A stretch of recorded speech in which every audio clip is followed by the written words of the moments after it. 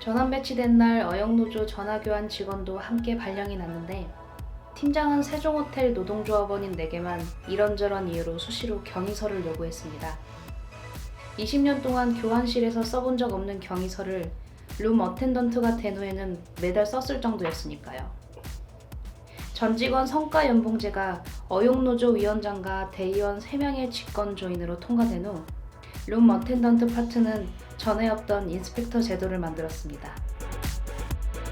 인스펙터는 룸 어텐던트가 청소한 객실을 점검하는 사람인데 원래 인스펙터 업무는 룸 어텐던트가 실수로 빠뜨린 것을 채워주고 보완하는 일이지만 세종호텔 인스펙터의 업무는 사진과 채점입니다. 청소한 객실에서 흠을 찾아 증거로 사진을 찍어 팀장에게 매일 전송하고 객실 청소 상태를 등급으로 매겼고 팀장은 사진과 등급으로 성과 연봉제 임금 삭감의 사유를 준비했습니다. 마음은 그러지 말자 생각했지만 인스펙터에게 지적당하거나 사진을 찍히고 나면 더 치밀하고 꼼꼼하게 일하게 되어 나도 모르는 사이 서서히 병들어갔습니다.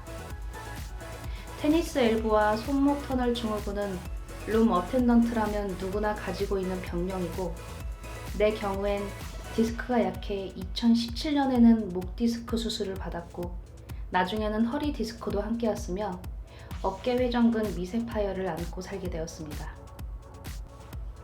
그렇게 채점된 성과 연봉제 첫 해 저의 임금은 9% 삭감. 오랫동안 임금이 동결되었기에 9% 삭감된 후 월급은 10년 전 수준으로 돌아갔습니다. 삭감 사유는 딥클리닝 개수 부족.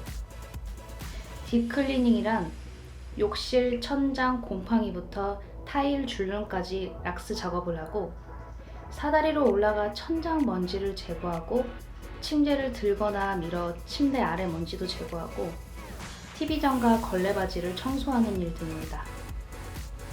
타 호텔에서는 딥클리닝 전문 직원을 둔다는데 세종호텔에서는 룸 어텐던트에게 시켰습니다.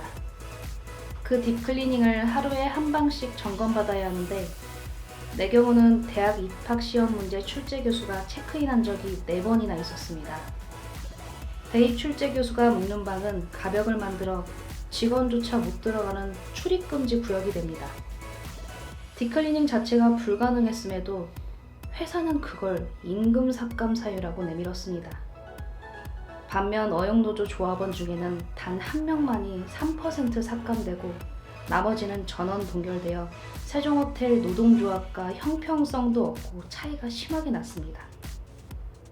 타 회사의 성과 연봉제는 인상되는 연봉제지만 세종호텔의 성과 연봉제는 사원은 최대 10%까지 계장 이상은 30%까지 삭감할 수 있는 악법 중의 악법입니다.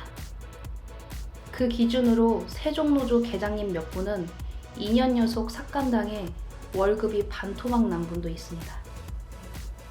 호텔 직원들은 구조조정으로 퇴사해 나가고 팀장들의 회유와 협박에 회사가 만든 어영노조에 빠져 세종호텔 노동조합은 이제 15명의 소수노조가 되었습니다. 그러나 오전 오후 선전전과 매주 목요일의 집회로 9년째 투쟁을 이어오고 있죠. 수적으로는 열세지만 우리의 목소리를 내며 회사의 부당함을 당당히 말하는 힘이 세종노조의 저력입니다. 그 힘으로 특별 감독관이 나오기도 하고 작년에는 잠시나마 교섭이 이뤄지기도 해 일부 조합원이 전환 배치해서 복직하는 성과도 이뤄낼 수 있었습니다. 사법적폐 임종원과 사돈이며 친이명박 적폐판사 박성준이 사위고 전 외교부 장관 유명한을 재단 이사장에 세워놓은 주명건 회장의 힘은 영원할 듯 했습니다. 그러나 임종원이 구속된 이후 교육부에 세종대 감사가 실시되고 있어 그 어느 때보다 좋은 시기라 판단하고 세종호텔 노동조합은 호텔 정문에서 천막농성을 시작했습니다. 김상진 전 위원장의 해고자 복직과 나의 전환 배치에 대한 원직 복직과 성과 연봉제 폐지를 요구하고 있습니다. 일도 힘들고 농성도 힘들지만 2015년 메르스 사태 때는 뷔페 설거지와 고기 굽기도 했고 전화교환이든 룸 어텐던트든 내 일, 나 자신의 일이기에 나를 위해 싸울 수 있습니다. 어쩌면 세종호텔에서 또 다른 일을 하게 될 수 있으나 노조와 함께 회사에 할 말 하며 당당하게 내 인생을 살고 싶습니다.